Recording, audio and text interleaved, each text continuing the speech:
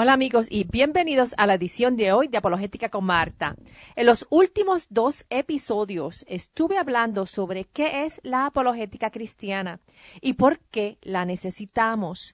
La apologética cristiana es básicamente ofrecer una explicación clara y concisa de la fe que existe en nosotros. En un mundo que pide evidencias para creer, o en un mundo en que competimos en el mercado de las ideas, los cristianos pueden ofrecer muchas evidencias para refutar esas ideas que no concuerdan con la realidad o ideas que ofrecen una mala representación de Dios o de su palabra en la Biblia. La fe de los cristianos no es una fe en un vacío, no es una fe por el mero hecho de tener fe. Tenemos un fundamento sólido para tener fe en Dios, fe en la Biblia, fe en que va a suceder una resurrección y en el reino eterno por venir. Para los que no nos escucharon en los episodios anteriores, pueden visitar mi página en Facebook o apologeticaconmarta.org para escuchar los segmentos anteriores de esta serie. Hoy vamos a explorar los diferentes tipos de apologética y verán que en realidad se puede aplicar a todas las áreas de la vida humana. La apologética tiene muchísimas especializaciones. Una persona puede estudiar apologética general o puede especializarse en un aspecto bien específico, como en el área de los manuscritos bíblicos o en el área de la apologética científica, para aquellos que viven enamorados de la ciencia. Verás que no es cierto que tienes que abandonar la fe para apreciar la ciencia. Es todo lo contrario. La misma ciencia nos ayuda a salir del ateísmo y a reconocer que existe un creador del universo y de la vida humana. Entre el año 54 después de Cristo al año 500 después de Cristo, los cristianos tuvieron que ofrecer respuestas al paganismo, al judaísmo y a filosofías clásicas. Uno de los primeros apologistas fue el apóstol Pablo. Hechos 17 nos hace la historia de cuando Pablo estuvo en el Areópagos en Atenas y allí él describió a los atenienses quién era el Dios que ellos estaban adorando, porque para ellos era un Dios desconocido en Atenas. En su discurso, Pablo usó argumentos de la apologética en donde comenzó con el Creador hasta llevarlos a la resurrección.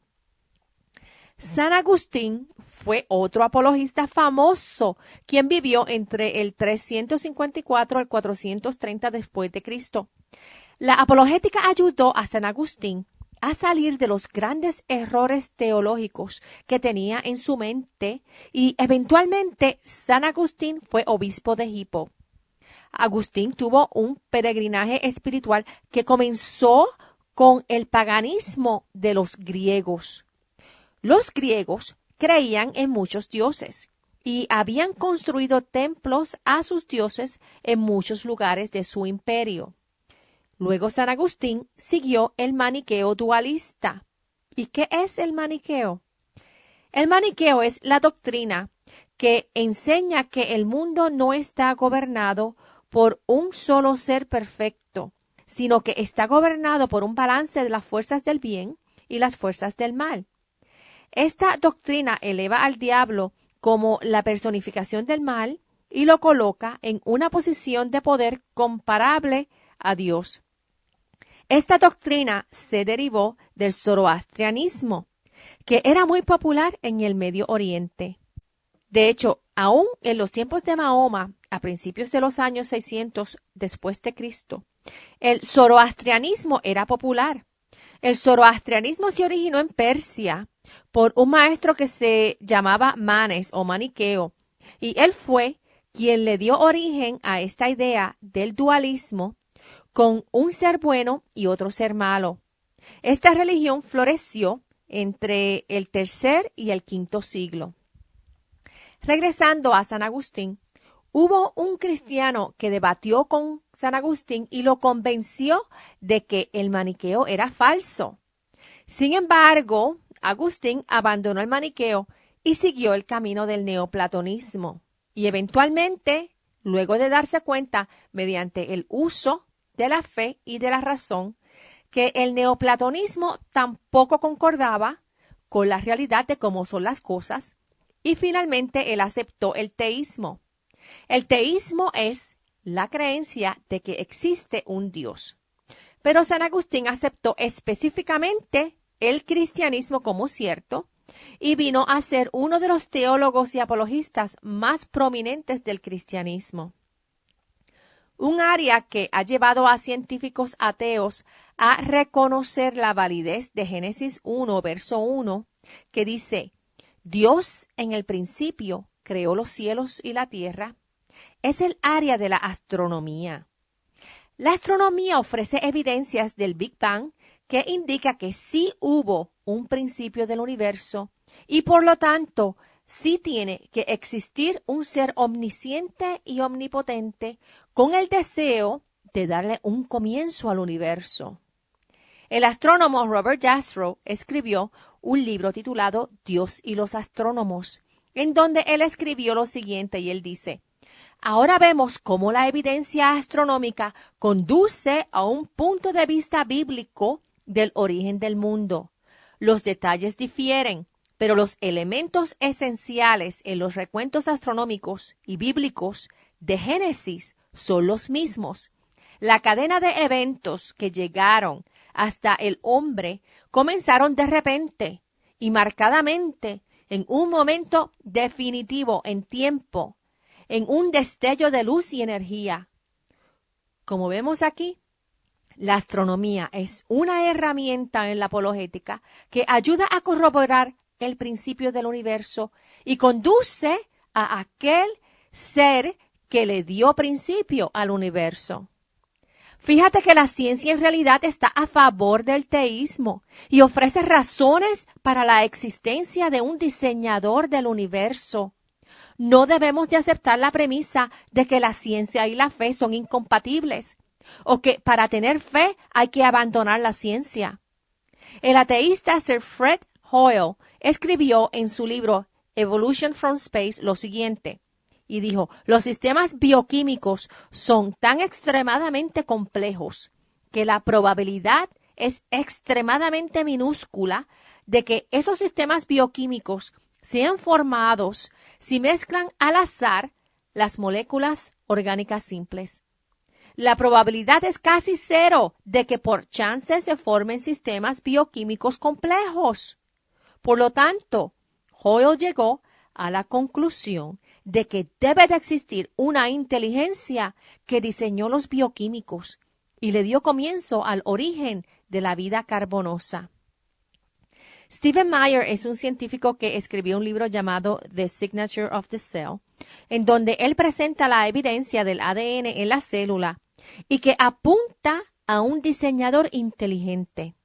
Esta es otra área de la apologética que utiliza la ciencia en el área de la bioquímica como evidencia de la existencia de un diseñador inteligente. Albert Einstein fue uno de los científicos más famosos del siglo XX y fue quien descubrió la ley de relatividad.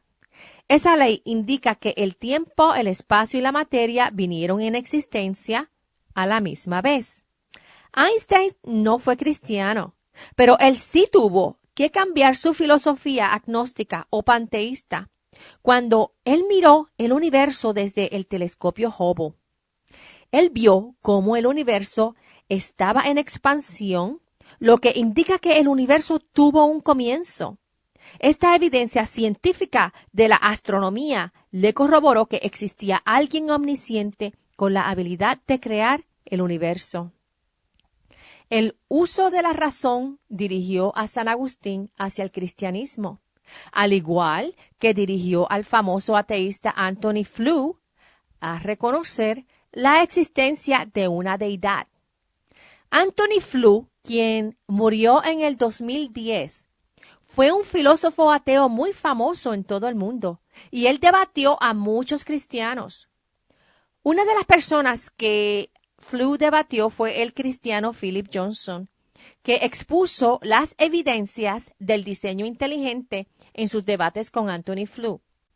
Ellos se hicieron bien amigos y eventualmente el ateísta Flew quedó convencido por las evidencias filosóficas y científicas que le presentó Johnson de que sí existe una deidad. Eso no quiere decir que él se convirtió al cristianismo, pero que la evidencia le probó que el ateísmo que él tanto defendió toda su vida es falso. Él dijo lo siguiente: tampoco declaro haber tenido alguna experiencia personal con Dios o alguna experiencia que se pueda llamar supernatural o milagrosa. En resumen, mi descubrimiento de lo divino ha sido un peregrinaje de razón y no de fe.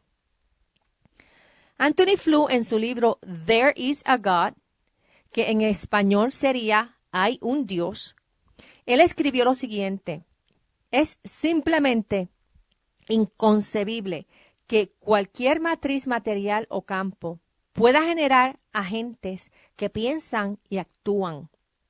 Un campo de fuerza no planifica o piensa. Así que el mundo de seres vivientes, conscientes, que razonan, se tienen que originar de una fuente viviente, de una mente. Fíjate que tú no puedes obtener una mente o una conciencia de materia o de células que no poseen mente o conciencia. Por lo tanto, como dijo Anthony Flew, tiene que existir un ser con una mente que impartió a su creación esa misma característica de la habilidad de pensar y de razonar.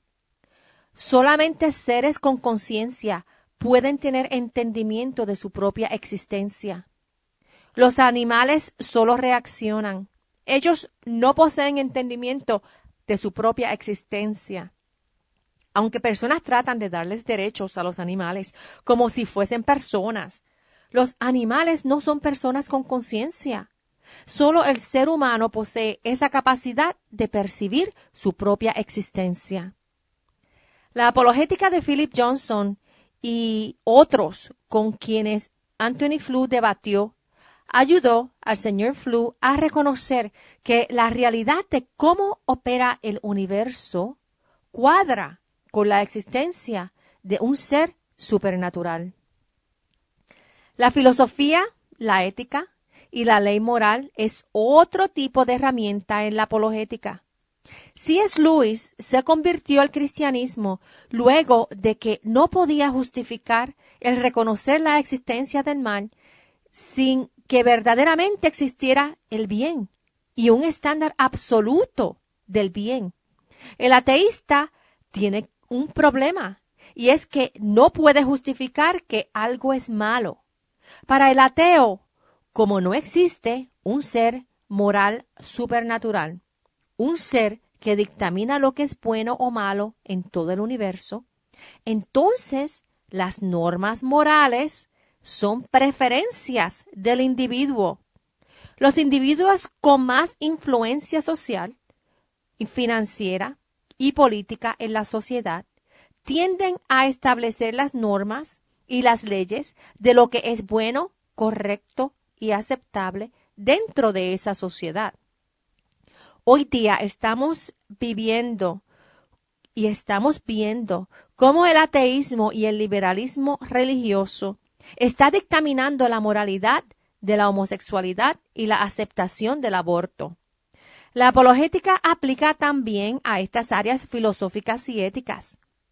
El señor Joe Dallas, quien fue homosexual y de hecho ha estado en este programa anteriormente, utiliza la apologética para refutar los errores teológicos, filosóficos y éticos de movimientos que promueven la homosexualidad, aparte de también ayudar a personas a restaurar su identidad de acuerdo al género con que nacieron. En el área del aborto, el señor Scott Klusendorf de Life Training Institute se especializa en presentar los argumentos lógicos, éticos, científicos, filosóficos y morales en contra del aborto, y él participa en debates con personas que promueven el aborto. Aún con la evidencia científica en que podemos ver a los bebés en 4 dimensiones dentro del vientre de una madre. Hay personas, especialmente dentro del Partido Democrático, como Clinton, Pelosi y aún el presidente Obama, quienes se rehúsan a reconocer que los bebés en el vientre son personas con derecho a la vida. De hecho, en el 2008, Obama dijo que no sabía cuándo comienza la vida de un bebé. Las evidencias de la apologética son importantes para ayudar a cambiar a los escépticos a conocer y a creer en Cristo. Un ejemplo es el caso del autor Frank Morrison, quien escribió el libro titulado ¿Quién movió la piedra? Morrison fue un escéptico que quiso probar que la resurrección no ocurrió y deseaba probar que el cristianismo era falso. El señor Morrison es un abogado británico que comenzó a refutar las evidencias a favor de la resurrección de Jesucristo. Él pensaba que la vida de Jesús era una bella historia, de las mejores que se hubiera vivido jamás. Pero cuando él llegó a la resurrección, Morrison dio por sentado que alguien apareció y agregó la historia de la resurrección como un mito en la historia, una simple superstición. Él planeaba escribir una narración de los últimos días de Jesús negando la resurrección. Como abogado, la cual era su profesión, él creía que un enfoque inteligente y racional de la historia descartaría el evento de la resurrección. Sin embargo, cuando les aplicó su preparación legal a los hechos, él tuvo que cambiar de opinión. En lugar de una refutación de la resurrección, al final, él escribió el libro exitoso titulado ¿Quién movió la piedra? El primer capítulo, él lo tituló El libro que se negó a ser escrito. En el resto del libro confirmó su conclusión, en donde él validó la evidencia para la resurrección de Jesucristo y terminó como uno de los cristianos más convencidos. Otra manera de utilizar la apologética fue la que aplicó el señor Lee Strobel a su investigación sobre el cristianismo. Lee Strobel fue un ateísta que escribió el libro El caso de Cristo. Él es un periodista y aplicó su tipo de investigación periodística para verificar las evidencias de Jesús. Al final, él quedó convencido de que Jesús es Dios y que la muerte y resurrección fueron eventos que verdaderamente ocurrieron en la historia. La investigación de la evidencia lo condujo a su propia conversión. Otra persona que aplicó el análisis de evidencias fue el ateo J. Warner Wallace. Wallace era un detective que resolvía casos difíciles de homicidios que ya no tenían pista. Él aplicó las técnicas de investigación que hacen los detectives en sus casos de homicidio para corroborar la credibilidad de la resurrección de Jesús. Ya Wallace no es ateo. Su conclusión es que Jesús murió y resucitó. Ahora, aparte de resolver casos de homicidio, él es profesor de apologética en Biola University, en donde enseña a los estudiantes a presentar las evidencias del por qué el cristianismo es cierto. Otro científico ateísta que encontró a Dios mediante la ciencia fue el Dr. Francis Collins. Francis Collins dirigió el proyecto del descubrimiento del gene humano y del ADN. Él es uno de los científicos más reconocidos mundialmente. Él escribió el libro titulado El lenguaje de Dios, en donde como científico presenta las evidencias para creer en Dios. Él escribió, y estoy parafraseando aquí, y dijo, ¿por qué tal único y universal hambre humana existe para Dios si no estuviese conectado con alguna oportunidad para ser satisfecho? Las criaturas no nacen con deseos, a menos que exista la satisfacción para esos deseos. Un bebé siente hambre. Bien, existe tal cosa como el alimento. Un patito desea nadar. Bien, existe tal cosa como el agua. Luego de 20 años como un creyente, la ley moral aún sobresale como la señal más fuerte de Dios. Más que eso, apunta hacia un Dios a quien le importan los seres humanos y un Dios que es infinitamente bueno y santo. Otra área en donde se aplica la apologética es en el área de los milagros. Una de las obras recientes más importantes es el libro de 2 volúmenes que escribió Craig Keener, titulado Milagros. En esta obra, él presenta las evidencias de la antigüedad. Él responde a los argumentos en contra de lo supernatural que propuso el filósofo Hume. Presenta las perspectivas mundiales que existen sobre milagros y ofrece ejemplos de milagros que han ocurrido en Asia, en América Latina, el Caribe y en otros lugares del mundo. Finalmente, el área que tal vez sea más popular en la apologética es el área de su aplicación en cultos y religiones. Por ejemplo, la apologética al islamismo ayuda al cristiano a conocer qué creen los musulmanes, cuál es el origen histórico y filosófico de sus ideas y doctrinas, cómo se originó el Corán, quién era Mahoma, y ayuda a comprender las razones y el fundamento de su fe. Cuando el cristiano tiene los ojos abiertos a qué piensan y por qué lo piensan los musulmanes, entonces puede en amor refutar esas creencias y mostrar por qué la Biblia sí es la palabra de Dios y es confiable, y por qué sabemos que Jesús sí murió en la cruz, resucitó y es nuestra única esperanza a la salvación y vida eterna. Como vimos, la apologética es bien amplia. Ofrece muchas herramientas que se aplica a cualquier área de interés y necesidad personal. Todos somos llamados a equiparnos con el entendimiento de la palabra de Dios y compartir a Jesús mediante la gran comisión. Por lo tanto, no ignoren la herramienta de la apologética. Es una herramienta que los puede ayudar a fortalecer su fe, a eliminar dudas y enseñarle a otros el por qué Jesús es el único camino a la verdad y la vida eterna. Un abrazo a todos y no se olviden de visitar Facebook y apologeticaconmarta.org para más recursos y para que puedan escuchar estos programas radiales que están disponibles en archivo. Que Dios los bendiga y hasta el próximo programa. Chao.